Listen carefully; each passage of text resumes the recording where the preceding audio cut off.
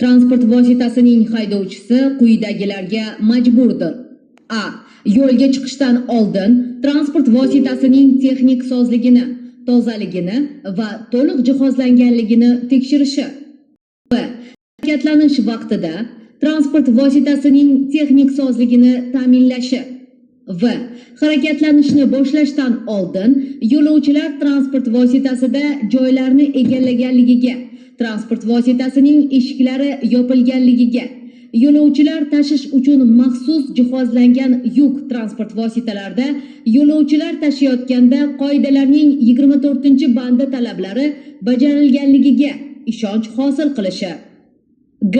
Harakatlanish jarayonida boshqa yo'l harakati qatnashchilariga, ayniqsa piyodalar, bolalar, nogironlar, qariyalarga va velosipedchilarga nisbatan ehtiyotkorlik choralarini ko'rishi. D. Yo'lovchilarni quyidagilar haqida ogohlantirishi shart.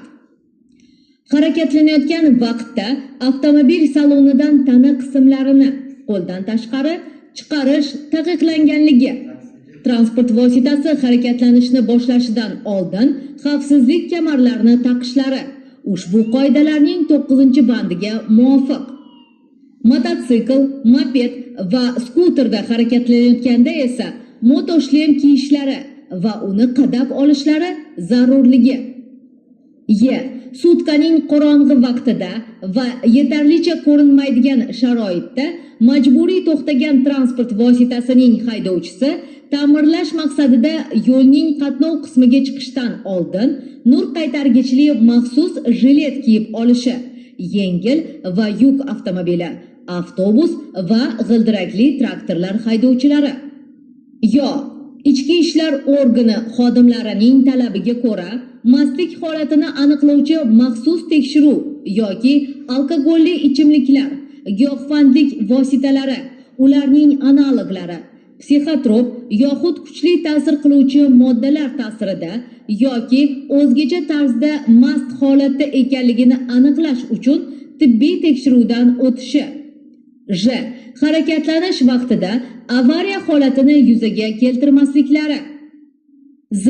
Quyidagi hollarda foydalanish uchun transport vositasini berishi shart.